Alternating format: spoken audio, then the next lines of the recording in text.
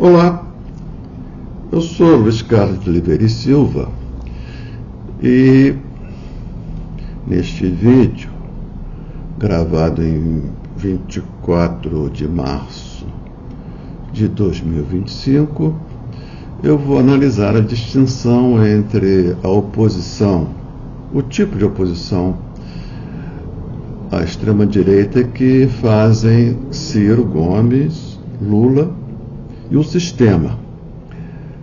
Este é o quarto vídeo da série de vídeos sobre a atuação política de Ciro, iniciada com uma tréplica minha às considerações críticas de Frederico Crepe acerca de uma postagem que fiz no Facebook com o título Ciro Gomes ainda tem futuro?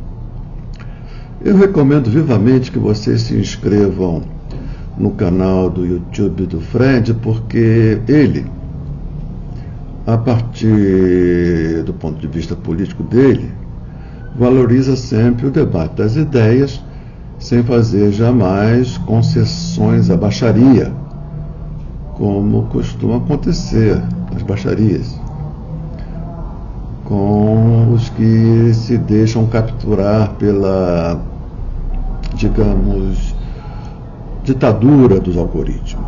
O Fred faz um esforço para não estar nesse lugar, valorizando sempre o debate. Isso é importante. Ele é um jovem professor de filosofia e merece nosso apoio, independentemente de concordância ou discordâncias políticas, ou de menos.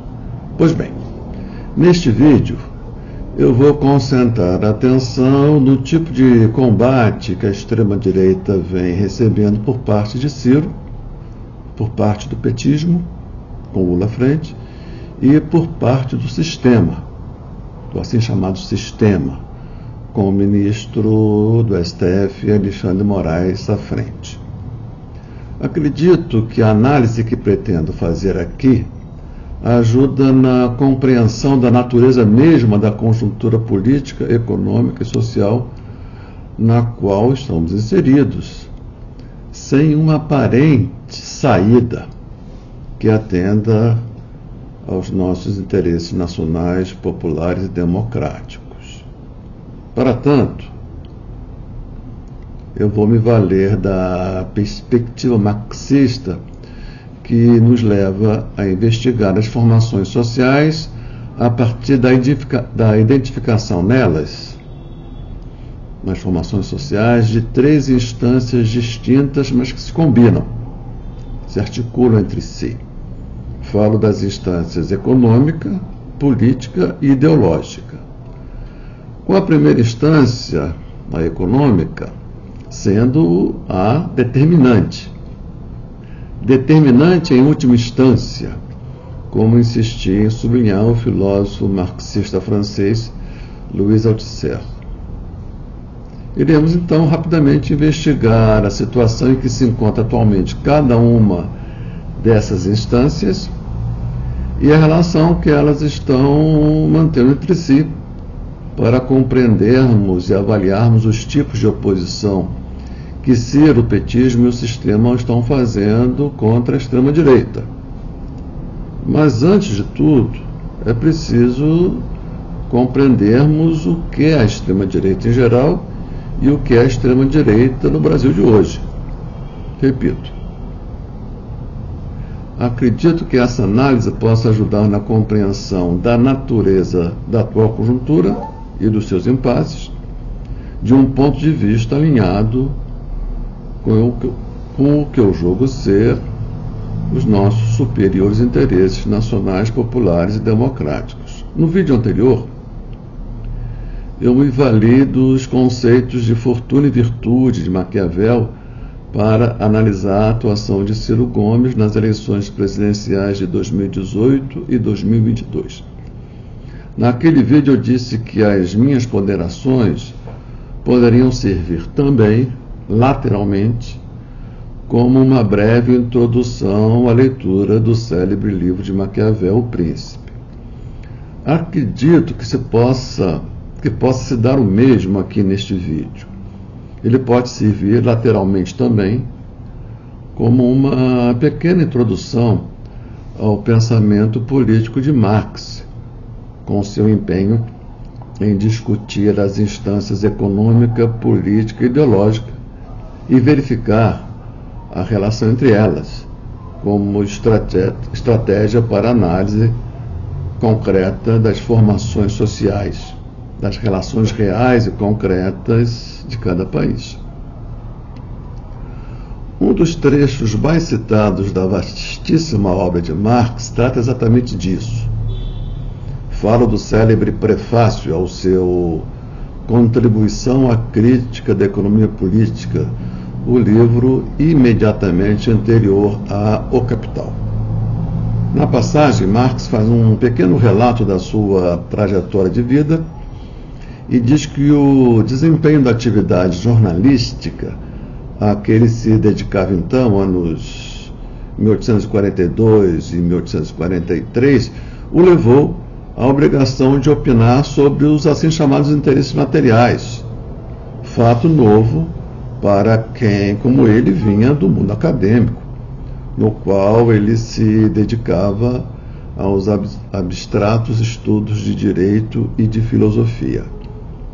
Esse, digamos, choque de realidade foi decisivo na trajetória e no desenvolvimento do pensamento de Marx. O seu recém-amigo Engels já havia estudado a história do operariado inglês e as condições de vida do povo trabalhador daquele país. Como jornalista, Marx teve que lidar com os debates que aconteciam no parlamento da Renânia sobre os direitos decorrentes da propriedade da terra e sobre a luta dos camponeses. O jornal em que Marx trabalhava, como se diz hoje, repercutia intensamente esse debate, e Marx se viu na contingência de, à luz da sua já extraordinária bagagem filosófica, enfrentar os problemas concretos vividos pelos camponeses da região do Mosela. O resultado desse enfrentamento tornou-se, como eu disse, uma das passagens mais citadas de Marx. Marx disse o seguinte no prefácio da Contribuição à Crítica da Economia Política de 1859, aspas, minhas investigações me conduziram ao seguinte resultado: as relações jurídicas, bem como as formas do Estado, não podem ser explicadas por si mesmas, nem pela chamada evolução geral do espírito humano, a que Marx está falando de Hegel. Essas relações, as relações jurídicas, têm, ao contrário, suas raízes nas condições materiais de existência, em suas totalidades. Fim da citação. Nessa passagem, Marx diz que a política, as relações jurídicas e as formas do Estado não podem ser compreendidas nem como uma realidade isolada das demais, nem como resultado de um processo crescente de progresso da humanidade, como queria Hegel. Mais adiante, ele diz o seguinte, aspas, o resultado geral a que cheguei, uma vez obtido, serviu-me de guia para meus estudos, pode ser formulado resumidamente assim. Aí vem. Na produção social da própria existência, os homens entram em relações determinadas, necessárias, independentes de sua vontade. Essas relações de produção correspondem a um grau determinado de desenvolvimento de suas forças produtivas materiais. Agora vem a parte central. A totalidade dessas relações de produção constitui a estrutura econômica da sociedade, a base real sobre a qual se eleva uma superestrutura jurídica e política e a qual correspondem formas sociais determinadas de consciência. Fim da citação. Muito bem. Nós temos aqui as 3 instâncias a que me referi antes. A base, isto é,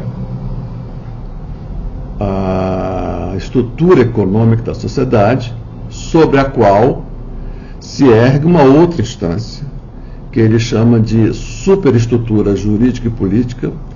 Superestrutura essa a qual corresponde a uma outra instância, a instância ideológica, que ele descreve como as formas sociais determinadas de consciência. Aconteceu com essa formulação o que costuma acontecer com resumos desse tipo, que resumem assim de forma tão direta e concisa um pensamento complexo, ainda mais quando o resumo é produzido pelo próprio autor. Aconteceu que ela virou um dogma.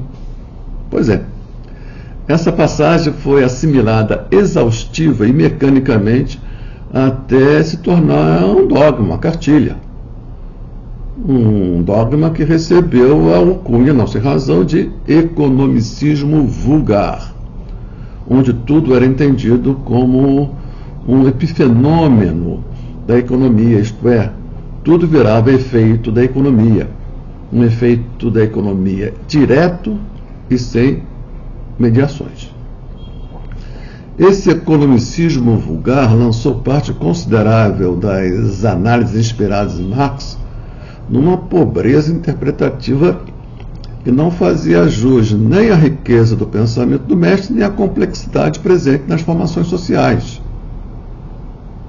Para livrar o pensamento marxista daquele reducionismo empobrecedor, em que não raramente se encontrava, Althusser desenvolveu os conceitos, segundo ele, já presentes em Marx, de sobredeterminação e de autonomia relativa das instâncias. Isso é muito importante e será empregado aqui por mim para análise da extrema-direita em geral, da extrema brasileira em particular e do tipo de oposição que se vem fazendo contra ela entre nós. Do meu ponto de vista, o empreendimento althuseriano funcionou como uma verdadeira revitalização da potência hermenêutica da obra de Marx. Com o conceito de sobredeterminação, ele chamava atenção para a necessidade de observarmos os fenômenos sociais não como determinados apenas pela economia, mas como multideterminados, como sobredeterminados, como ficou consagrado esse termo pela tradução brasileira das obras de Althusser. Ele diz, Althusser, que os fenômenos sociais precisam ser encarados como fenômenos multideterminados, sobredeterminados, como afetados por múltiplas determinações e não apenas como epifenômenos da economia, isto é, como fenômenos mecânica e diretamente derivados da instância econômica sem qualquer mediação. Como marxista que era, Althusser, claro, não negava a determinação econômica, mas afirmava que essa determinação econômica se dava sempre em última instância. Com a libertação da, digamos, ditadura da determinação econômica mecânica, direta e sem mediações, Althusser aponta para a necessidade de observarmos as instâncias política e ideológica como instâncias atravessadas por uma relativa autonomia frente às demais, frente à economia. Esses graus de autonomia variam conforme as conjunturas se alteram. É importantíssimo termos isso em mente para compreendermos o que está acontecendo aqui agora entre nós. Além disso, Althusser insistia na necessidade de levarmos em consideração, nas análises concretas de situações concretas, a distinção entre determinante e dominante. Determinante e dominante. Por exemplo, A instância econômica é sempre a instância determinante, em última instância, mas nem sempre é a instância dominante, como eu vou tentar mostrar analisando a nossa conjuntura. Numa determinada conjuntura, a dominância pode não estar na instância econômica. Muito bem. Apresentei rapidamente o arsenal teórico com o qual iremos enfrentar o tema da natureza mesma da extrema-direita em geral e da extrema-direita brasileira em particular, e o tema da distinção de conteúdo presente na oposição que Ciro Gomes, que o petismo e o que o sistema vem fazendo à extrema-direita brasileira, atualmente sob a hegemonia de Bolsonaro e do bolsonarismo.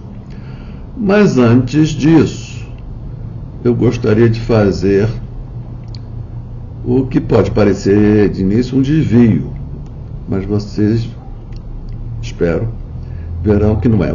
Eu vou começar com um rápido comentário sobre o excelente filme de Walter Salles, esse grande botafoguense como eu. Falo de Ainda Estou Aqui. Na sequência, vocês verão o sentido disso. Agora, antes de falar do filme, eu já antecipo aqui uma das minhas principais conclusões, dizendo que a oposição que Ciro vem fazendo à extrema-direita, é a única que associa oposição a Bolsonaro com oposição ao neoliberalismo e à sua agenda de desconstrução da herança varguista, isto é, do desmanche do Estado e da liquidação de direitos sociais. As outras duas oposições, a do petismo e a do sistema, limitam-se a aspectos políticos e ideológicos do bolsonarismo. Por parte do sistema, essa limitação da oposição à extrema-direita a aspectos políticos e ideológicos do bolsonarismo se deve ao fato de que ambos, o sistema e a extrema-direita, apoiarem e sustentarem a agenda liberal de desmanche do Estado e liquidação de direitos sociais, tudo em favor do rentismo. Entre o sistema e a extrema-direita, o apoio à agenda liberal liquidacionista é o ponto, a parte incontroversa, né?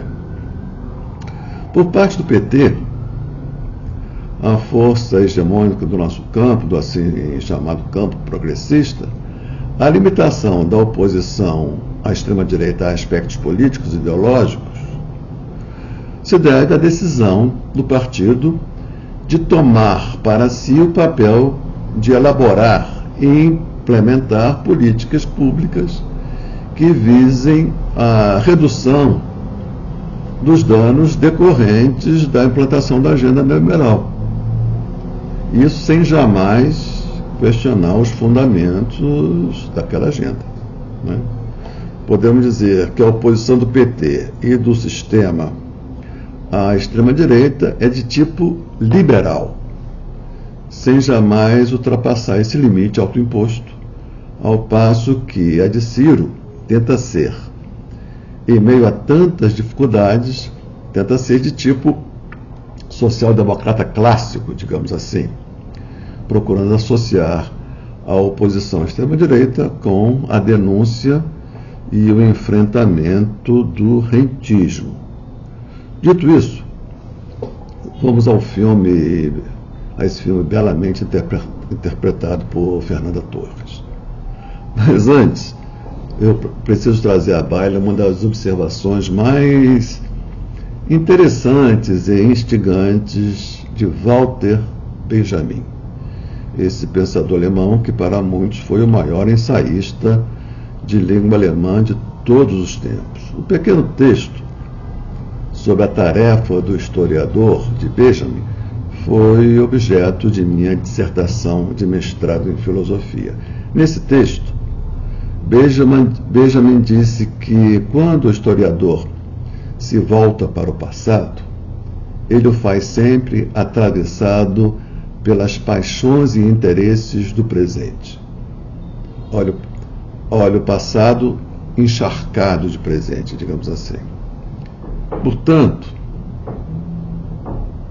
a depender da natureza das paixões e dos interesses do presente, que estão conformando o viés do historiador, determinados aspectos do passado podem ser ou resgatados ou sufocados, ou retirados da mudez em que se encontram, ou recalcados, reforçando a mudez em que se encontram. Tudo depende do presente. Essa passagem brilhante e memorável me veio imediatamente à lembrança quando assisti Ainda Estou Aqui. Trata-se de um belo filme que emocionou, não sem razão, centenas de milhares de pessoas, a mim inclusive. Vi o filme 2 vezes, sendo que na segunda vez, junto com meu filho de 48 anos e junto com a minha neta de 14, e não pude conter as lágrimas em algumas passagens. Trata-se de um bom filme.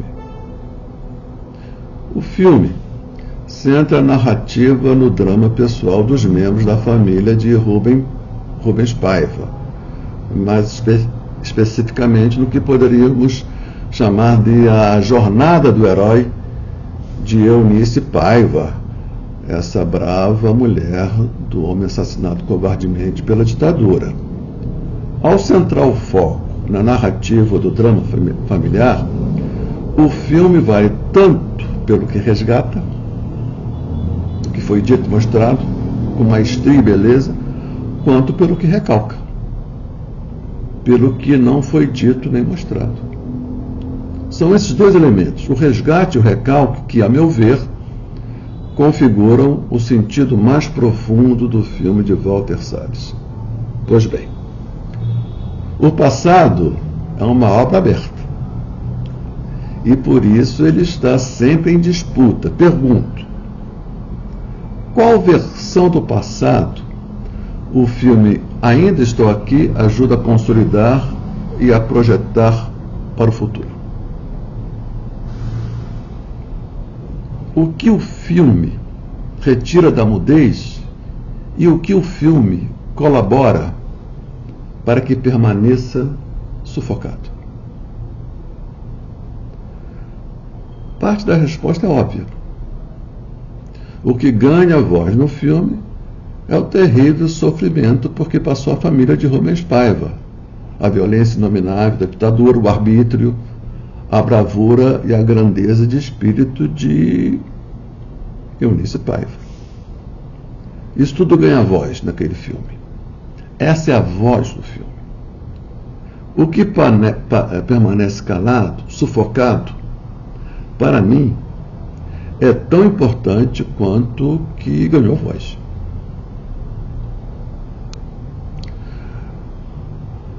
Não é obra do acaso,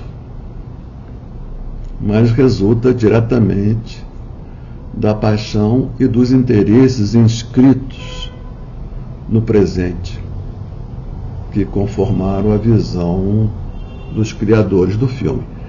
Essa paixão, esses interesses, podem ser responsáveis pelo recalque, podem ser reunidos sob a rubrica de humanismo liberal, em total sintonia tanto com o liberalismo de direita de um Grupo Globo, por exemplo, quanto com o liberalismo de esquerda que hegemoniza o nosso campo progressista faz tempo.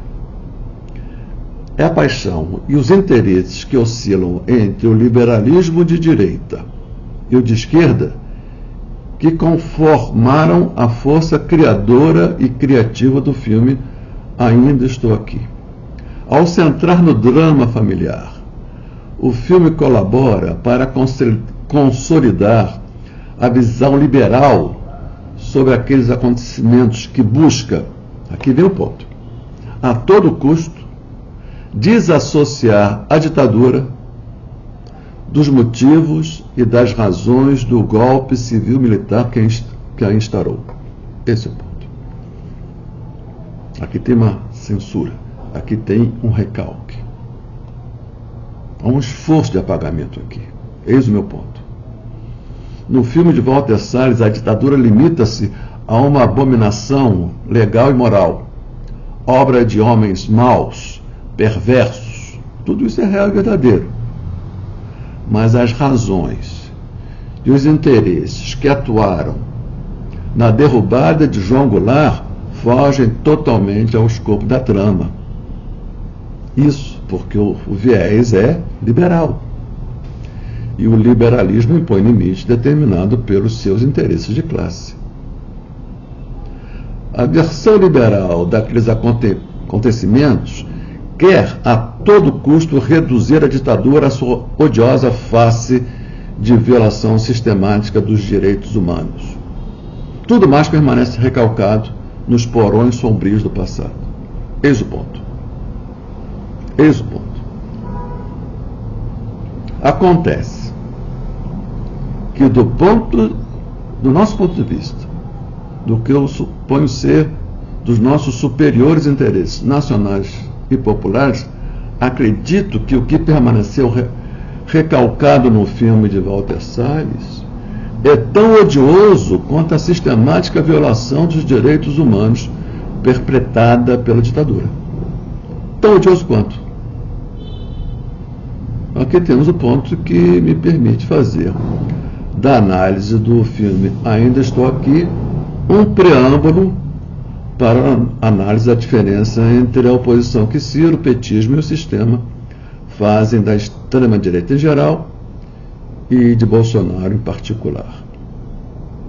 Ao fazer economia das razões políticas para o golpe militar que derrubou Jango e que instaurou a ditadura, o filme respeita os limites que a burguesia vem impondo ao debate público nacional. Quase tudo pode, mas não tudo. Por exemplo, todas as demandas vindas das assim chamadas minorias serão bem acolhidas. Todos os identitarismos serão tratados como legítimas aspirações por cidadania. Mas tem coisas que não podem ser trazidas ao debate público, como, por exemplo, e sobretudo, aquilo que o filme Ainda Estou Aqui ajudou a manter recalcado.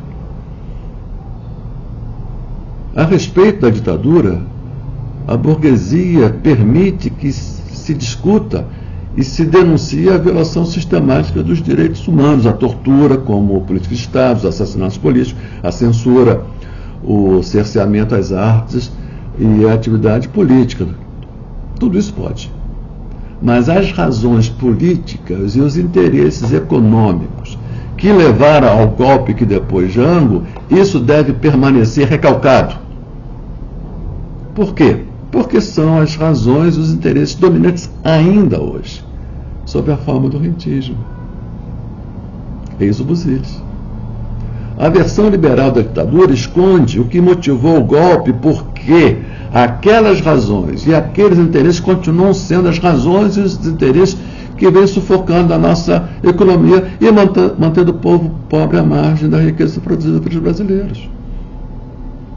Com uma visão liberal da ditadura, o excelente filme de Walter Salles, aquele belo e emocionante filme, se alinha com o pacto de silêncio sobre as questões de fundo da economia que a burguesia vem nos impondo, com o apoio discreto mais eficiente das forças hegemônicas do nosso campo, do campo progressista. Caso a implantação do projeto reformista do governo Jango tivesse sido vitoriosa, muito provavelmente nossa economia não estaria como se encontra atualmente, totalmente sufocada pelo rentismo. Nem nossa política externa estaria como se encontra atualmente, fortemente constrangida pelos interesses da potência hegemônica. Por que calar quanto a isso? O filme Ainda Estamos Aqui é, portanto, um eloquente documento do limite que a burguesia vem impondo com êxito, tanto aos resgates do passado, quanto ao debate político atual. Como não reconhecer que esse limite ao debate imposto pela burguesia presente no filme também está presente na oposição que é feita à extrema-direita e a Bolsonaro. Foi por isso que eu trouxe o filme aqui. Agora, antes de falar da oposição à extrema-direita e a Bolsonaro, precisamos esclarecer o que é isso, a extrema-direita em geral, e o que é isso, a extrema-direita brasileira em particular, e o que é isso, bolsonarismo, que a vem hegemonizando desde 2018. Mas isso fica para o próximo vídeo. Obrigado pela atenção e até lá.